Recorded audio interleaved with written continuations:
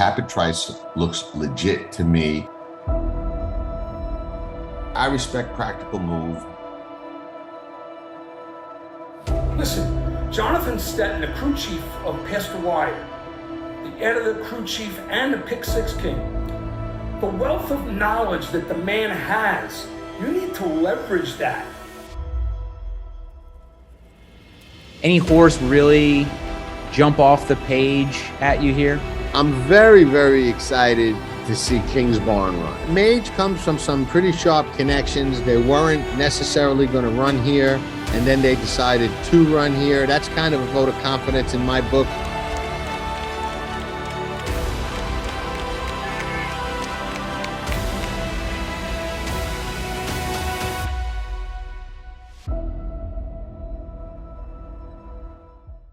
Hello, everybody. Welcome to Past the Wire TV. I believe that we are 17 days away from the Kentucky Derby.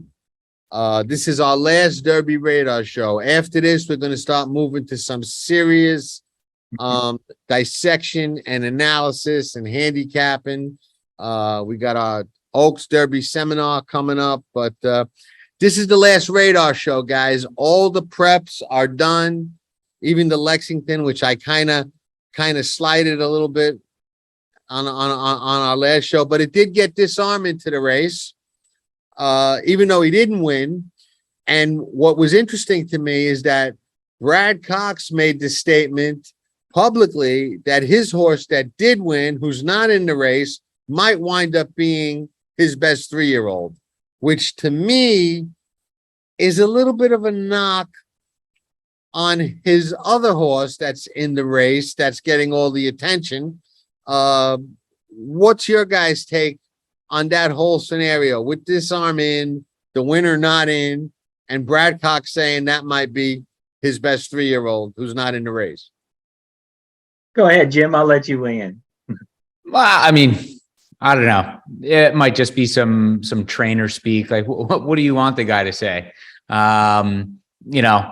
Yeah, this race used to be a last chance to get into the Derby, and the way the point system has shifted, it's not anymore. So I don't know. I won't read too much into that. It's sharing a nicety for a decent horse that it's probably a little bit later to develop and couldn't get into the Kentucky Derby starting gate, but worthwhile keeping an eye on as we move into the later half of spring and into the summer. Do either of you take it as a possible, or am I reading too much into it, a little bit of a knock on I think it's the excitement of the moment. The horse won and he's all excited about the horse. And that interview was probably within 5 or 10 minutes of the race. So obviously he's excited about the horse. So I think on one hand, it's the excitement of, man, I wish this horse could get in because he's doing good and it's just a few weeks to the Derby. So everything's looking good. And his other horse, I do think is a little bit of a knock on him, because if a trainer tells you that that's his best 3-year-old and, it's just a timing point situation, I think it's a little bit of a knock. I think it's twofold. It's a little bit of excitement at the moment. And then also if that's his true feelings, or he wouldn't say it. So, I mean, it's kind of like he might think that horse is better. So keep an eye on him down the road. He's got Angel of Empire, who's one of the choices, correct? And I think he's got Verifying, who's a little bit of an outsider, if we want to call him that, but I think Verifying will be a little bit of an outsider, maybe even a long shot. I don't know. But yeah, I kind of took it as a little bit of a slight to Angel of Empire. If we're talking about, people comparing their horses, so the Japanese horse ran a real good race in the Santa Anita Derby. And so they're on the outside of hopefully some scratches they could get in. But Japan said their best horse is already in the Derby. So, that speaks pretty highly of the horse that's going to run. Is that the UAE Derby horse? Yes. Mm-hmm. That's who they're saying is their best horse. They said that horse is better than Mandarin Hero. Mm-hmm. Well, my take is I was disappointed that Mandarin Hero didn't get in. I thought he was impressive in the Santa Anita Derby. I thought he had some trouble. He was between horses. I definitely liked him in the Derby as a horse to look at coming out of that race. And I was disappointed that he didn't get in. And I don't think he's gonna. He's 25 on the list. He needs 5 defections to make it. I mean, I don't think Chad Brown is going to run Blazing Sevens, but I don't know that for sure. But 5 defections is tough. Number 1 is Mo Donegal by Uncle Mo. And they're off in the Remsen. As they come on for the finish, and it's going to be tight here in the Remsen. Mo Donegal. Mo Donegal bearing down on the outside. It's Mo Donegal and early voting, and it is Mo Donegal to win the Wood Memorial. And it will be Mo Donegal to win the Test of the Champion, the Belmont Stakes. Kingsbarns is still open. Mage is still open. No rider named on either one of those as I know of. I think there's one other horse. It escapes me for the minute, who's also open. I would imagine Jose Ortiz is open right now. So I got to think if there's 2 or 3 that are open, he's going to land one of them. And where do you think Frankie Dettori ends up? Right now, he's in England. Mm-hmm. And unless he gets an opportunity that he thinks is a legitimate shot, then I think he's gonna stay at home and ride in Europe. In full disclosure, I spoke to the owner of Mage and lobbied for 2 riders, believe it or not. I said, if it was me, well, I said 2 things. I said, if it was me, nothing taken away from the dream. It's been a family dream of theirs to make it to the Derby. They made it. I understand. But if it was me, I would run the horse in a very soft spot. I wouldn't run him in the Derby. I would get him some confidence, and I would head to the Preakness as a very live new shooter. That's just me. I'm not the type to say, you know what, I just want to run in the Derby because I want to run in the Derby. If I don't think I'm going to win, I don't want to run. But maybe they do think they're going to win, and all the power to them. I'm not, you know, that's phenomenal. And you can't knock a decision to run in the Derby when you have a shot. So I'm not knocking the decision. But I lobbied for 2 riders. I said, if it was again me, and it's not, I would ride Frankie Dettori. Why?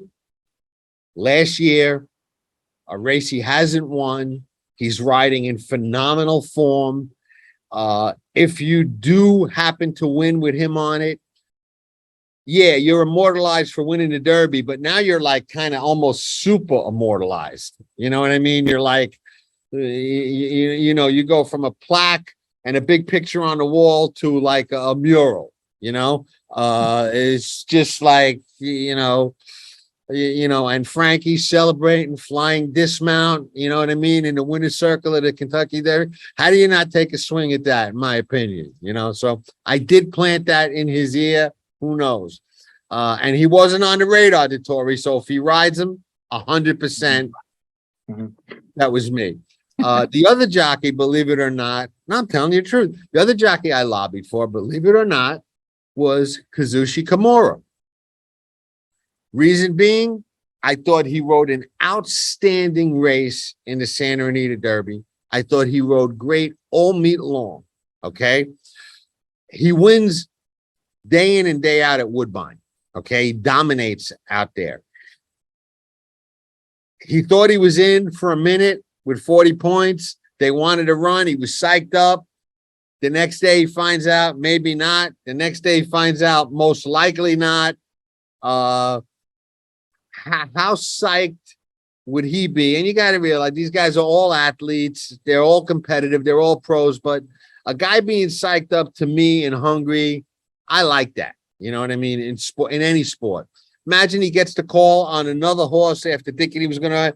I mean, anybody rides a horse is going to be all in, but that would be a little bit special. And I think he deserves a shot. And I would like to see, I would You like. you saw what he did out at Santa Anita this winter, and he just quietly came in and he rode against the big guns, and he was never gun shy, never like the moment was too big. And I think the same thing here. I think he's cool and calm under pressure, and I think he can handle the Derby just fine. Yeah. Yeah. Yeah, I agree. I think the Derby is kind of its own beast, right? With just how many horses there are in there. I mean, which is why we tend to see the same jockeys year in and year out. I think it takes a little bit of an additional skill level to kind of navigate that deep of a field. And yeah, I mean, certainly he would be a wise choice, and I think would make a ton of sense on one of the open mounts at this point. Yeah. Now, anybody that's come on to any of your radar, both of you guys, that really wasn't before, based on the last couple of preps that we've seen, or by the same token, anybody that you might have been a little bit high on that now you're a little bit colder on, or a little bit lukewarm on? I'm typically, it probably goes for my nature, is I lean towards the top three favorites, which are Forte, Practical Move, and Tapit. So I think those are going to be my three picks, and I don't really see many horses beyond that. So I think Todd Pletcher holds a strong hand with his two, and Tim Yaktin's going to make his run with his horse. What about you, Jim? Anybody come on your radar or get off your radar? The UAE Derby winner, Derma Sotogake, is really intriguing to me. The way he won the UAE Derby is, an ideal running style for the Derby. Japan is their horses are just winning all over the world. So that's, maybe I'm getting caught up in a little bit of the hype, but, I don't want to be left on the outside looking in when Japan does win its first Kentucky Derby. And I think from what we've seen the last couple of years with, one Japanese horse in the starting gate, mostly every year for the last handful, this one seems to be giving them their best shot at a victory. Practical Move, everything that I look at kind of fits. The first or second in the last two preps, improving pace figures. He's got, and I use Brisnet, so he's got the best E2 and late pace figures over his last couple of races. Stacks up against anybody in the field, which I like. The only kind of hiccup for me in rubber stamping him is, certainly we're a little bit far out at this point to do that, but it just seemed like in the Santa Anita Derby, he was just kind of begging for the wire. But on the flip side, he seemed to kind of welcome that fight from Mandarin Hero, which is also a positive to me. So Derma Sodake, I like. Practical Move, I'm getting there. I think Kingsbarns, I'm a little bit biased since I have a Derby future on him. Mage, I have a Derby future on him too, so obviously a little bit biased. I do like Verifying, which is probably why I poo-pooed what Brad Cox said coming out of the Lexington. I just thought he looked like he was traveling a heck of a lot easier than Tapit Trice was in the Bluegrass. He seemed to be pretty well in hand at the top of the stretch before he got beat by a neck at the wire by Tapit Trice, which you could argue that's not a good sign. But I think just the way he broke well, was out in the front, stayed calm, and it just looked like he was traveling a lot calmer, a lot more relaxed, and a lot better throughout most of the race than Tapit Trice. So I like a horse like that. That's probably going to be double-digit odds, I would think, to have a sneaky good effort in the Derby. Yeah, he looks good pace wise. The way I mean, obviously they haven't drawn yet, and we don't know, the finalities and all of that. But he does look like he's going to be sitting in a good spot, and it doesn't look like there's a lot of speed in the race. Looks like there's some pace, but doesn't look like it's a crazy blazing pace. Yeah, the other one I'll mention quickly is confidence game. Absolute total 100% toss for me. I keep seeing his name being floated around. Like, you can't come into this race off of a nearly 2-month layoff, or more than a 2-month layoff. It's going to be 70 something days and expect to be a contender, in my opinion. So that's an easy stand against for me. Interesting. Go ahead, Jeff. I was going to say, John, who did you like as we're at this stage of the game? If you put a gun to my head today and said you had to bet the Derby today, I would probably say Tapit Trice. And I'll tell you why. What I like most about him is I'm 100% sure that he's a fighter. Okay? He's lightly raced. When he won as a 2-year-old at Aqueduct under Kendrick Carmouche, he got in a stretch long duel and outgamed another horse. I don't remember who it was, to the wire. In the Tampa Bay Derby, he had not an ideal trip. He come flying on the outside, really dug in that last 1/8 of a mile. He did the same thing in the Bluegrass, really dug in that last 1/8 of a mile. And in the Kentucky Derby, a lot of horses are going to be staggering, swerving, and gasping for air that last 1/8 of a mile. And the way Luis Saez rides, he never gives up. He's always digging and fighting till the end. I could see him getting that horse to switch leads late and just be, just coming at the end and likely get up. Mind you, that's subject to change once I do all of the work.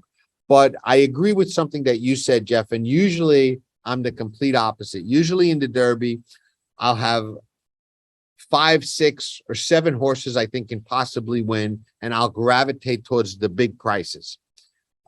This year, I don't see it that way. It looks to me like the 2 or 3 top choices are heads and tails above the rest. And there's a big drop off, and I don't see any of the horses in the drop off, and even the ones I would call, the second tier, sitting in a position where I think they can jump up enough to beat those other horses. Now, the Derby, there are some guarantees. Okay, there's going to be a figure horse that just doesn't fire at all. Happens every year. Okay, there's going to be another horse that's got a shot that just gets a horrendous trip, never gets a break, shut off, sawed off, wrong spot, just doesn't work out. But I think that if you go in using the, top 3 or 4 contenders, if you even have to stretch it that far, maybe top 3, I think one of them is going to get the trip and the distance and get home. I don't think we're going to see a Rich Strike or Mind That Bird kind of year where we see some big price horse that a lot of people don't expect. Even like I bet I'll have another, but even like that, he was, a big price. I just don't see anybody out there. Mage has got a lot of upside, a lot of potential. But I don't think he's going to be that big a price, and I think it's a huge ask. Okay. Kingsbarns is going to, in my opinion, be an underlay. I think he's going to get a lot of attention, especially if they put a popular rider on him. But, Pletcher can get something like that done. And I've got, he's definitely on my short list. I think Pletcher holds a really, really strong hand this year. I probably got the most to say about Practical Move. Okay. Practical Move, I thought the same thing that Jim did in the Santa Anita Derby. Looked like he was, really wanting that wire, and really, Mandarin Hero was the horse I wanted out of that race. Okay. But when they spoke to Ramon Vasquez after the race, he said a couple of things that I found really interesting for a rider to say. And if you watch the race, and I did go back and watch the replay 2 times, and I'll probably watch it another 3 or 4 times before the Derby, but there was a point on the turn when he was making his move where he looked loaded. Okay. And it looked like he was going to open up, and he didn't. And he was like holding him and waiting and letting those other horses run with him. And I couldn't understand why he was doing that. I was like, come on, man, it's the Santa Anita Derby. You got so much horse, open up and just put lights out now. And when they interviewed him after the race, he said, he goes, we knew we were in the Derby. We didn't have to win today. I really rode trying to give him as much of an education as I could. I was trying to teach him to take some dirt in the face. I was trying to teach him to re-break. I was trying to teach him to engage with a horse and go. And then I went back and watched it again. And all of a sudden, I liked his race a lot better than I did the first time without knowing that. I said, you know what? Guy rode a smart race. He definitely set his horse up to do better. My main concern with him going forward is he doesn't hit me as a horse that's going to improve or maybe even handle the 1.25 miles. He's a practical joke. I think 1.125 miles might be his limit, regardless of what Ramon Vasquez did. But I'm not 100% sure of that. But that's my main concern on him. An interesting observation on him is, should he win the Derby, then Chad Brown will have bred a Derby winner before he trained one, which if you could have bet on that a year or 2 ago, everybody would have bet on, he'll train one before he breeds one, and he's co-breeder of Practical Move. So that would be interesting. But I'm not sold on the distance with him. So, I think Todd's going to win the Derby. I'm not really sure which horse he's going to win it with yet. Let's talk about Forte a little bit, because we have to. He's the favorite, and he's the 2-year-old champ. To beat a champ, you got to beat the champ. He's got. I know his. Yeah, his last race, he was a very heavy favorite, and I think he really had to work to win that race. I think he was in the position like Practical Move. It didn't matter if they won or not. They could save their best effort for Saturday in May. So I think with Practical Move, same thing. The way I saw the race was, he was just coasting. The inside opened up. He barely let him out. He didn't empty the tank, and he saved something. And I don't know if it was the jockey or the horse, but at the very end, when those horses came, it was like, well, we're so close, we might as well win this race. But they didn't. I don't think they went into the race thinking we have to win today at the Santa Anita Derby. We want to save something in the tank for the Kentucky Derby. And then with Forte, I think same thing. He had the wide post. He had the wide trip at the top of the lane. I was like, is he going to get there? And then, great horses do what great horses do. And he found a way to get there. And Irad helped him home. But he took a lot of dirt. And I think that, I don't think he emptied the tank. So that was good. And I'm like you, his first race back, I was like, well, he just stopped, pushed the button, and went on with it. And I thought, oh boy, from that day forward, I'm like, well, here's the Derby winner. And now everybody's practical jokes, Practical Moves right there. And this Tapit Trice, like we mentioned in an earlier show, Luis Saez, when he didn't go to Oaklawn to ride and he stayed at Tampa, that was to tell for me that this is a good horse and he doesn't want to let anybody else on his back. And he was riding at that point Instant Coffee also, who everybody thought was going to be the favorite in the Derby, just didn't pan out, didn't fire at all in Louisiana. And he had already said, Tapit Trice is my Derby horse, when a lot of people had Instant Coffee on the top of their list, so. Yeah. So I think a rider of his caliber, when he his actions tell you, hey, I'm staying here. I want to ride this horse because this is my top priority now. You know, when you get a certain point in your career, the classics, especially the Kentucky Derby, those are on your radar, the Breeders' Cup, the Kentucky Derby. So, you know, with a once a year chance in the Kentucky Derby, I think he's going to take his best shot. And the thing about Tapit Trice is he's a grinder, and he's, like we've all mentioned, I think he can get the distance, and he just grinds away at it until he gets there. And so I think those three are the head of the class. I think that other one might round out the superfecta for me, the other Pletcher horse coming in. So Well, that one. Jeff, I could already tell you that's not going to happen. The four favorites are not going to run 1, 2, 3, 4. There's going to be a 30-40 to 1 shot that comes in there and blows up the super. That's another almost guarantee. What kind of odds do you think the Japanese horse will have come Derby Day? I think the Derma 8 to 1 horse, yeah, it's 8 to 1, 7 to 1. I think he's going to be the wise guy horse. And I'm going to help him win now. I'm going to do you a favor, Jeff. I said before the Breeders' Cup 2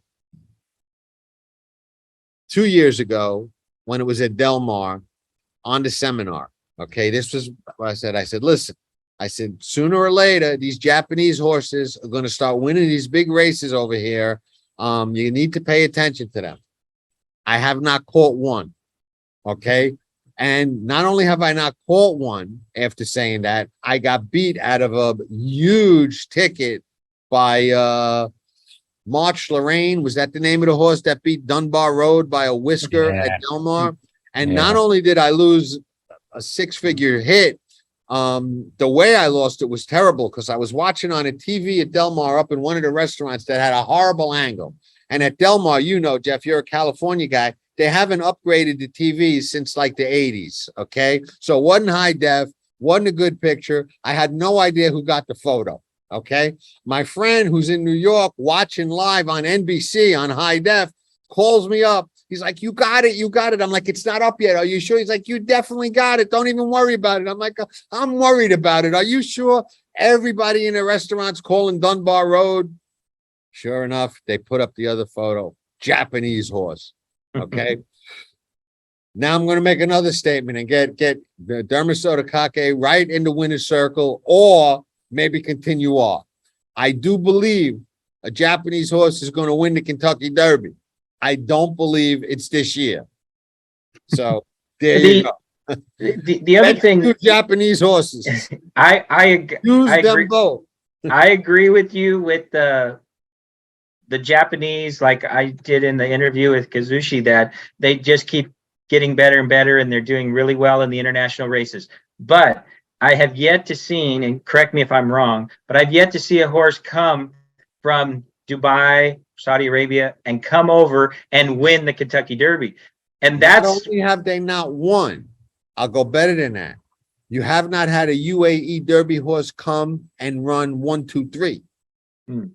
Yeah, so I think, you know, it's a long trip, and I think the horse that ran in the Mandarin Hero had a better chance because he's already here. He's a little more acclimated, and he had a chance. But they say the other horse is better, but it's something about that long trip, and I think it takes a lot out of horses. And you know, you're talking running in the heat in the desert and stuff like that, plus the very long airplane ride for horses, the acclimation time. And even though they've done well in the Breeders' Cup, this Kentucky Derby, 3-year-olds at 1.25 miles, I think that is the toughest stretch to overcome, you know, coming from Saudi Arabia or Dubai.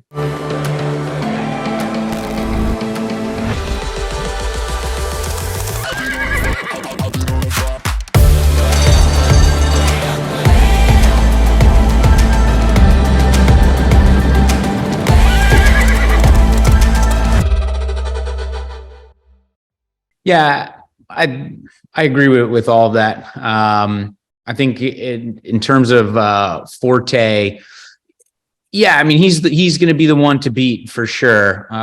You know, I'd be shocked if he was 3 to 1 or higher, right? I imagine we're going to be 5 to 2, 2 to 1.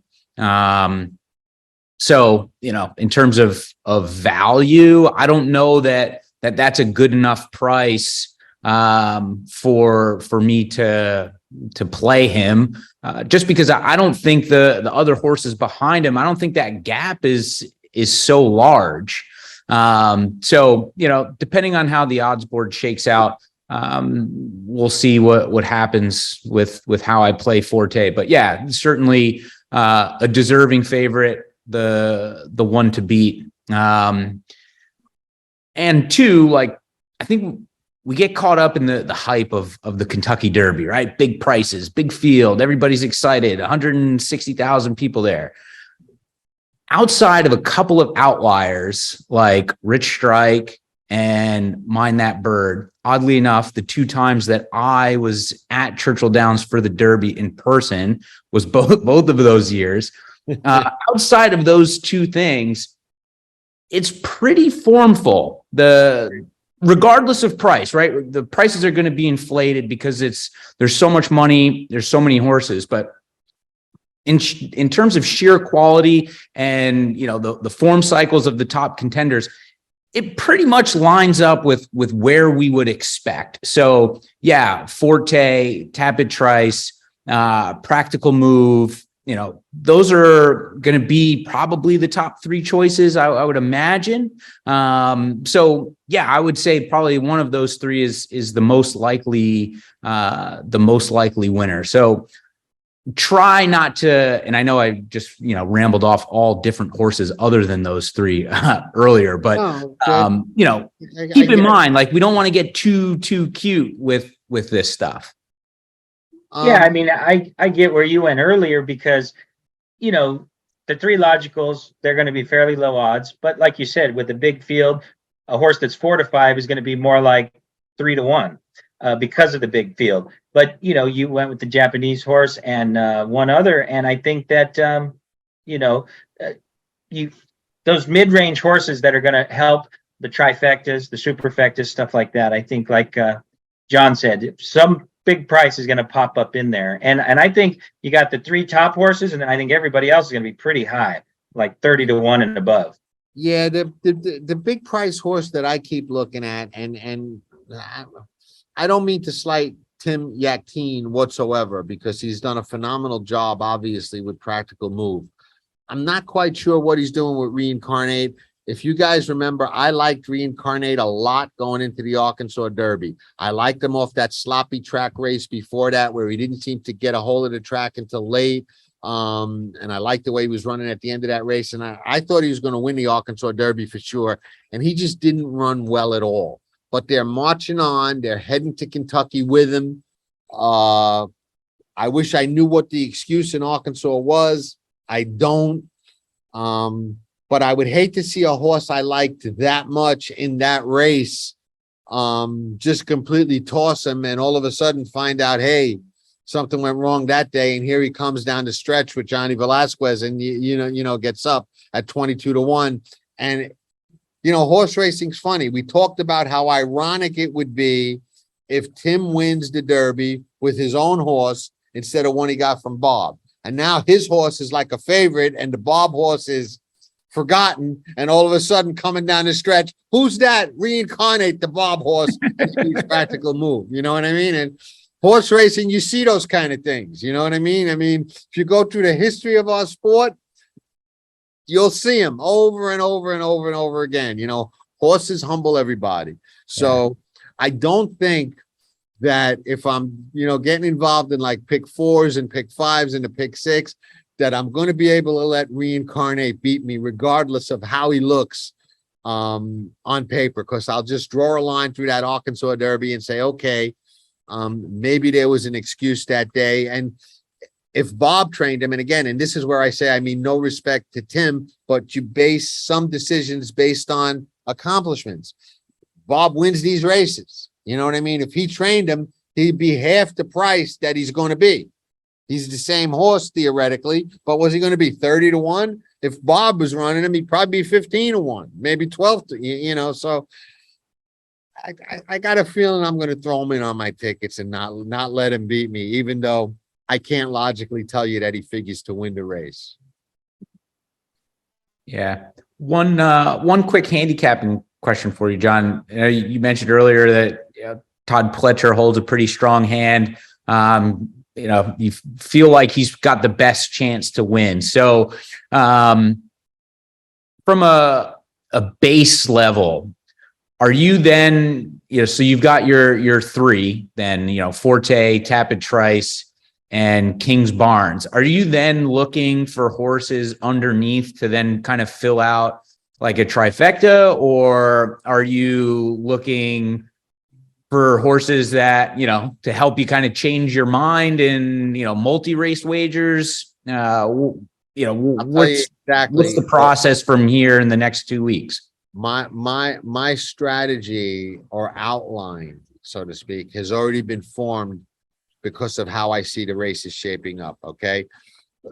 You guys know I love to play the pick six. It's really an extinct bet at this point. It's almost done. There are 2 days I like to play it. Okay. I like to play it on Derby Day, and I like to play it on Breeders' Cup Day. Now, a couple of years ago on Derby Day, the year Authenticate won, I bet about $900 into the pick 5 and pick 6. Okay. I singled a horse named Digital Age in the turf race. Digital Age won, was 8-1. Okay. With Javier Castellano. I was alive with 2 horses in the Kentucky Derby for the pick 6 and the pick 5. If Sol Volante wins, okay, who was like 25-1, I hit for 1.1 million between the 2 bets combined on a $900 wager. Okay. Just to put yourself in that position is an accomplishment. Granted, I did not close the deal. I understand that. I was alive with Honor AP.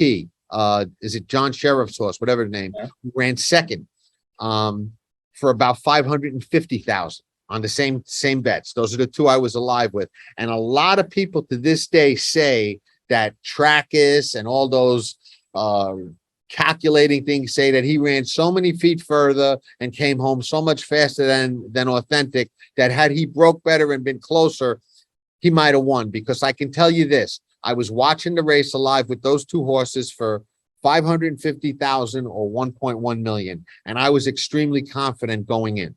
Okay, I thought I had a hell of a shot to win with one of them, and right out of the gate, I knew today's not my day. One was last. The other one was next to last, and the one that was last, Sol Volante, was 100 lengths back. I don't think I ever seen anyone win the Derby from that far back. And Honor AP was just too far back to really. I was surprised he ran second and even got in the race. Never gave me a thrill, but did run second.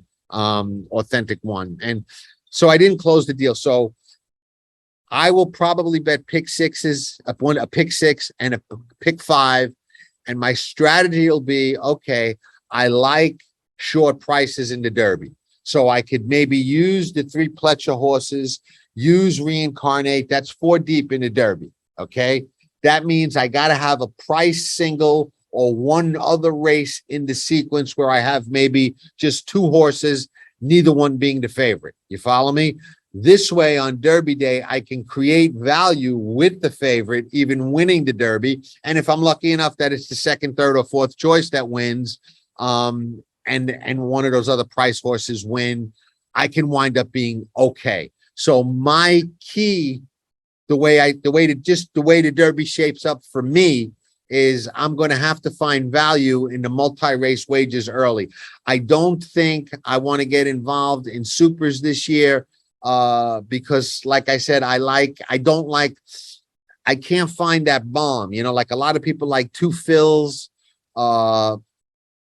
I could see him getting a piece, but I don't really like him. You know what I mean? So I don't want to fish for the 3rd and 4th horse. I'm going to just, go for the pick 5 and the pick 6, stick to my guns in the Derby, and try and find value in at least 1, maybe 2 or 3 of the earlier races leading up to there, where I could sit back and say, hey, I got the first 3 choices, but my smallest ticket's paying 10, 20,000. So it doesn't matter. You know what I mean? With maybe the biggest one paying 100,000. So right. That's probably how I'm going to attack it. Don't give away all your secrets. You got to save some for the Kentucky Derby seminar. Oh, for sure. But that's basically going to be my outline and my approach. A lot of people get off kilter with the Derby. Okay. I like to play superfectas and I play them all year long, but a lot of people don't. But on Derby Day, they'll play them. If you're not a superfecta player, stick to what you're good at. You know what I mean? Don't just play the superfecta because it's Derby Day and you feel you have to. If that's a bet you make, go after it. If it's not, stick to what you're good at, you know? So, all right, guys. The last Derby Radar show. Things get serious now going forward. Yeah, I think everybody's getting their travel plans. They're getting their horses settled in, ready for Churchill.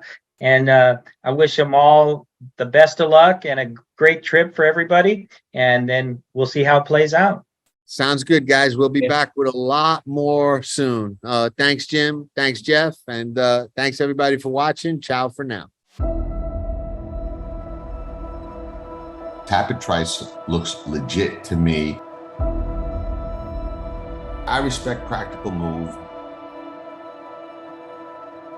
Listen, Jonathan Stettin, the crew chief of Pastor Wire, the heir of the crew chief and the Pick Six King, the wealth of knowledge that the man has, you need to leverage that.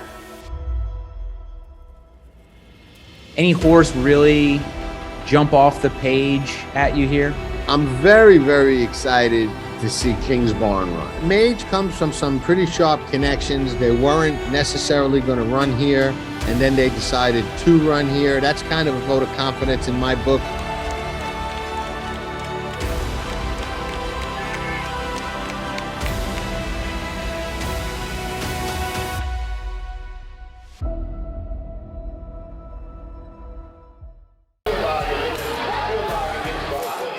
Nobody does it better.